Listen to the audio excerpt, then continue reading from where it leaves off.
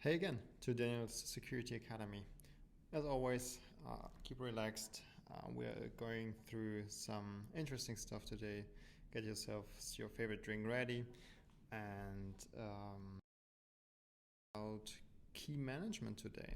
It will be a very high level overview of what key management is about, and we'll not talk about like specific tools like HashiCorp Vault, Unbound, or kind of key management systems, but more of the functions, the phases, and yeah, what the key management is about pretty much. As always, like a brief overview slide, we go into a short overview of key management and the key life cycles. We will talk about the goals of key management, why we do have key management in place, the functions of key management, and pretty much deriving from the functions of the key management, we go into the 4 phases of keys to key generation, key exchange, key storage, and key destruction. Depending on where you are looking up key management as a topic, you will find more phases or parts to it. But from my point of view, those are the primary ones where you should have at least some basic understanding of how it works and what it's about pretty much. Start with the overview of key management. Key management simply takes care of the cryptographic keys which are used for cryptographic algorithms such as RSA, AES, or whatever you want to call it. And it is used, as I just enumerated the examples, it's used for both symmetric and asymmetric keys. So no matter if it's like a symmetric encryption of messages, or it's like an asymmetric key exchange going on with Diffie-Hellman, for example, it's used for both actually. And we have, as I said, 4 core functions which I will cover today, which is key generation, which is key storage. So once the key is produced or generated, you want to store it somewhere securely. Then if you have a look on the image on the right hand side, we just skipped the box on the top, which is pretty much where the key is being used. But as this is like a highly specific topic to the application itself or the program which is using the key, I will just skip it for this session, as it would be too long to talk about the different kind of applications and how they use keys. So we rather go with key exchange as the next topic, talking about how keys can be exchanged securely, which we already covered quite a bit in the previous sessions on asymmetric encryption. And last but not least, as soon as a key reaches the end of the life cycle, either by the validity is run out, so lifetime is over, or the key was or is compromised and the key needs to be destroyed at the end. So on a later stage, the encryption of messages or whatever you want to think of cannot be decrypted just because someone found the key from a conversation maybe like a year ago. So it's something you really want to avoid. So, and yeah, as I said, the applications and processes make use of the stored keys for encryption, which is like the box on top, but this will be not covered here. Okay, but before we go into the functions, let's talk about the goal of key management and the functions of key management, or like the high-level functions. For the goals, we have, for example, that encryption keys are managed and controlled in a centralized and secure manner. And this has to be done also on a large scale of numbers. So, for example, looking at my client, the number of encryption keys is probably just not too big, as I'm not communicating with too many networks, applications, clients, and servers. But maybe looking at it from a different point of view is if you have like a server or is just a endpoint which talks a lot on the network and has a lot of encryption going on with other parties, both asymmetric or symmetric, it fastly becomes a huge database of encryption keys. The key management is supposed to secure the keys against unauthorized access and hacking attacks, meaning that someone who has not the privilege to access the encryption keys, mostly the private keys, should not have the access to it, and also making sure that security measures are taken that a hacker cannot easily access those keys. For sure, you cannot prevent hacking attacks in general. It happens eventually, but it is supposed to have like all it can do to prevent those attacks. The keys. So, on the one hand, you want, as you have the CIA triad, you want to have the keys confidential. You want to have the integrity on the keys. They should not be tampered. And on the other hand, we had availability as one of the 3 goals of the CIA triad. And the same one applies here also for the key management, because you want to have access to the keys whenever necessary and whenever an authorized person is trying to access it. So the best key and the best key management system doesn't help me if I, as a person, request to use the key and it's not available because of a system error, a process shutdown, or whatever you want to think of in terms of availability or lack of availability. So this is like a important security measure and also a goal of key management.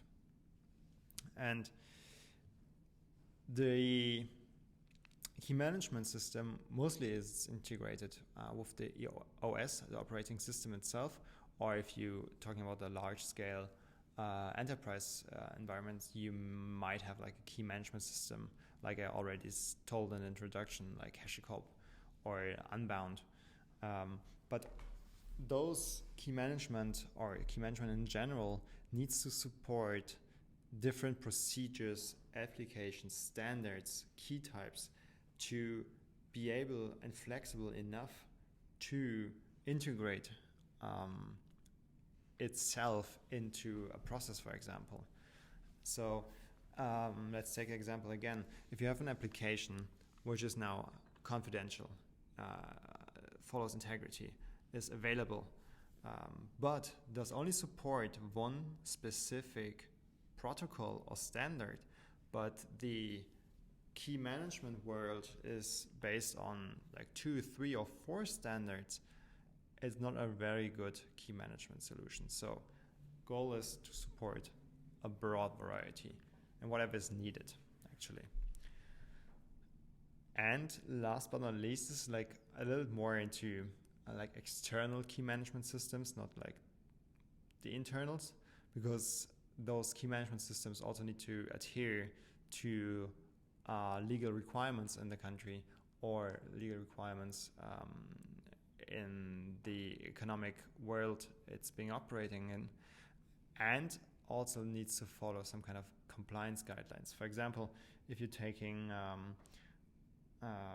let's say for example HIPAA as a compliance or as a law framework for healthcare data in the US, or you take GDPR for data privacy in Europe. All those are kind of compliance frameworks. You need, not frameworks, but maybe also laws you need to adhere your solution to. So for example, if a law or compliance framework asks you to have the keys accessible for 30 days because of some retention, you need to adhere to those laws. If you do not, you just cannot be used in a bigger sense within this kind of, wherever the law applies. So whatever I'm trying to say here is the goal of key management is security, availability, flexibility for applications, and also adherence to legal. So that's in terms of goals for the key management. And the functions we are running through now are a few functions we will see also in the 4 or 5 phases we're running through afterwards. So there will be some duplicates for sure. First of all, a main function is for sure the generation of cryptographic keys. So you want at some point to do, like, let's say an asymmetric encryption with someone based on Diffie-Hellman. So your key management has to create a public and a private key based on Diffie-Hellman, for example. Then we want to securely store whatever we came up as a private key, and also the shared secret we might come up with in terms of forward secrecy for maybe symmetric encryption afterwards. Then we want to provision the cryptographic keys. We want to securely transmit them over an unsecure network, for example, the internet. Like Diffie-Hellman is a great example for the protocol here. We want to withdraw let me phrase it differently. We want to destroy or make keys invalid as soon as they have been compromised, lost validity, or any kind of other reasons you might to withdraw a key from the key management. There's one more afterwards, but lastly, the secure destruction of one of those 2 recent keys, like invalid or compromised keys, needs to be secured. So the key must be destroyed entirely, wiped from the hard drive, must be also not included in any kind of backups anymore, to make it not possible to look into conversations which happened in the past and encrypt them, decrypt them today. But now lastly, the secure communication with cryptographic algorithms, not algorithms but applications rather, are another key function of key management. A lot of key in here, I'm sorry. Let's jump into the first box we have in our key management diagram on top on the right, which is the key generation. And key generation just pretty much takes place in the beginning of the process of the life cycle and makes use of random numbers. And we have different kind of systems to generate those kind of random numbers. They are, for example, the random number generator, RNG, where like you have those kind of very classical examples. You either like toss a coin, you roll a dice, or you shuffle cards. All those are random number generators because they are truly random. There is nothing affecting the outcome unless you have like a faked coin, you have a faked dice, or you have fake cards. So if you do not have anything faked here, it is a truly random number coming at the end. Then you have a subset of the random number generator is the hardware random number generator, HRNG, which is a hardware, as it already says, and it generates true, real random numbers. But those HRNGs are quite limited in the quality, not in the quality, sorry, in the speed it can run. So it's limited to the bits per second it can provide. So if you have like a huge chunk of data to be encrypted, it might be difficult to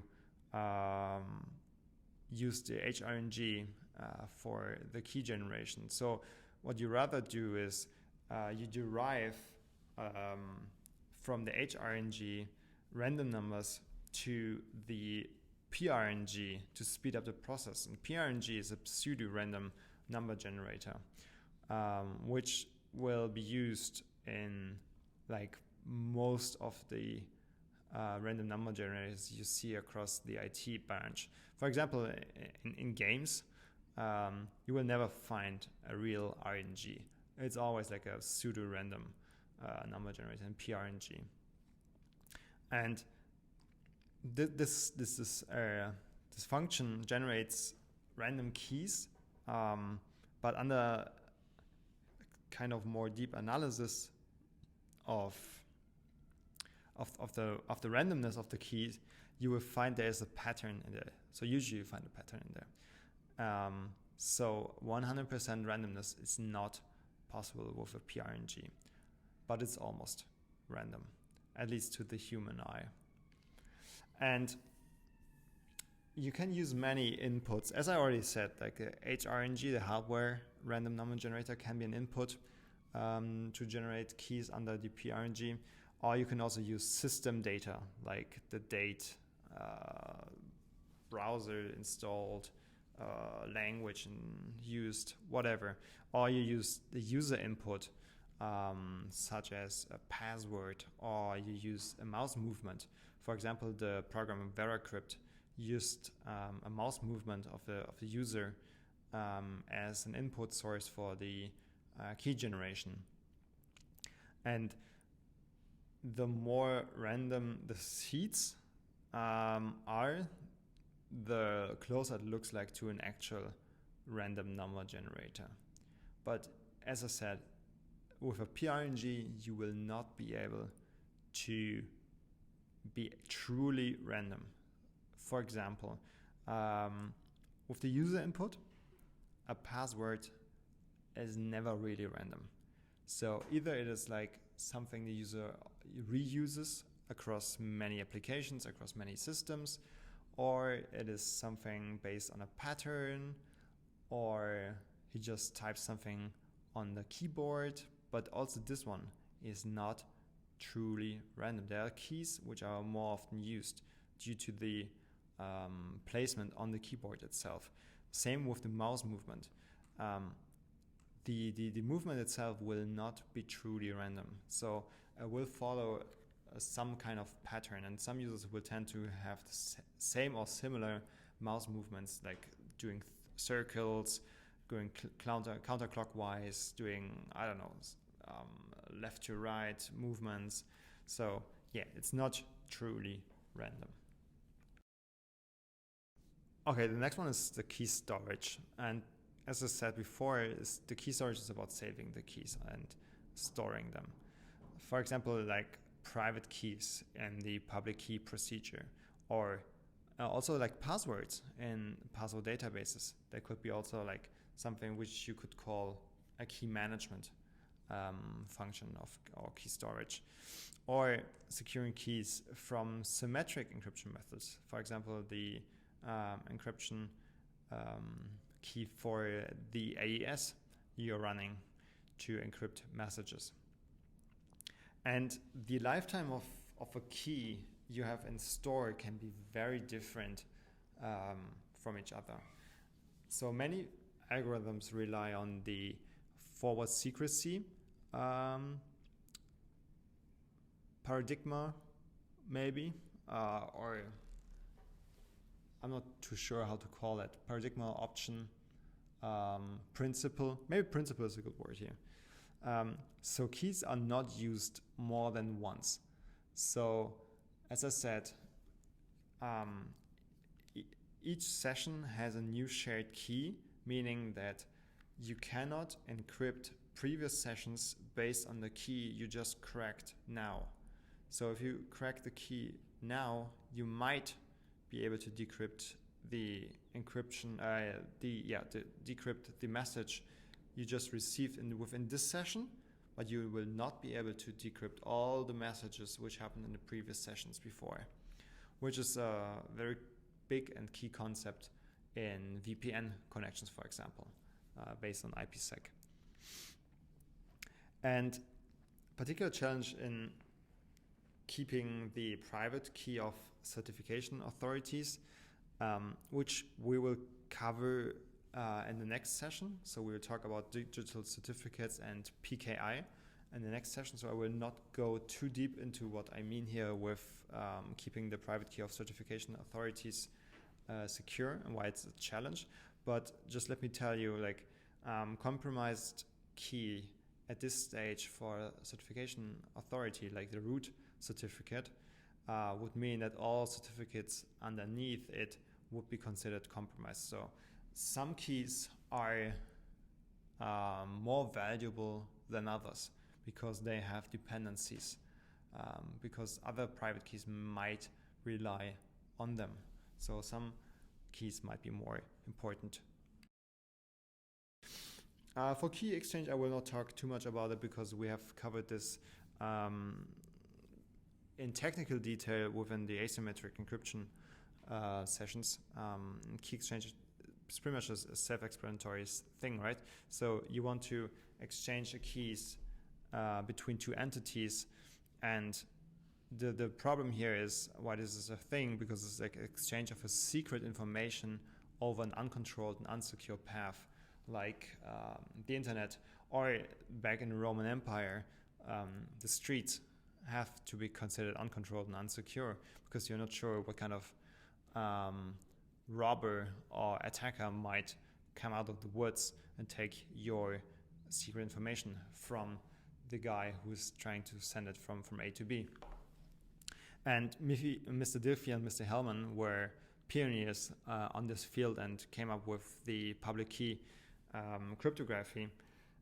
And one alternative which we are going to cover in the next session, as I already said, is the public key infrastructure, the PKI, which is the base for digital certificates. And with key exchange, there's one problem we still cannot entirely solve, which is the problem of authentication. Because both like the public keys and the certificates can be stolen.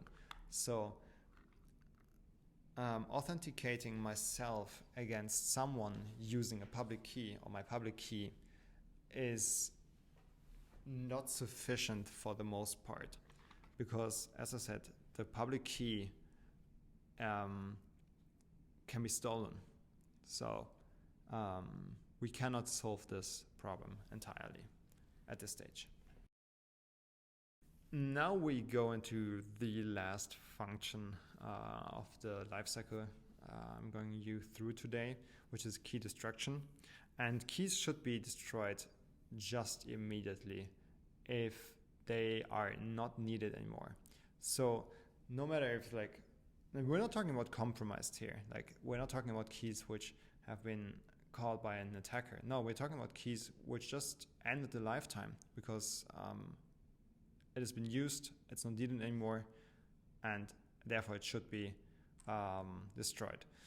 And I've brought up this kind of example, which I just have here in line, saying a sent message or text can no longer be decrypted afterwards. So we've gone over this like 2 or 3 times already. I think you understood the principle here, that something in the past should not be able to be decrypted based on something I do today. So keys should be destroyed immediately also if you think or you know that the key has been compromised. For example, when an attacker gained access to the key or the key management itself, and you must ensure that there is no copy of the key left within the backups, which I already covered also 1 or 2 times before already in this session. But yeah, let me just repeat it because it's like an important principle for key management. So you haven't won if you were able to destroy the key on your hard drive, but still have something in a backup somewhere, and the attacker just takes the backup and grabs the keys from there. So it's an important thing here. That's why I'm stressing this a lot. And the operating systems, sorry, I got a little bit stuck here. The operating systems and browsers have an automated built-in key lifecycle, which will not have like any user interaction. So you as a user will not be aware or even knowing what is happening in the background. So whenever you as a user open up, for example, google.com or any other like service which requires encryption, either transport encryption or data at rest encryption, you as a user will usually not be involved in interacting with this kind of encryption. So it will be done by the OS or the browser itself. So they will do the key generation, they will do the key storage, they will do the key exchange, and they will also do the key destruction. So you as a user will not be involved in this process here at all. Okay, thank you guys for listening to this key management session. The next session we are going to have next week will be about public key infrastructure and digital certificates. Have a good day, stay safe, and see you soon.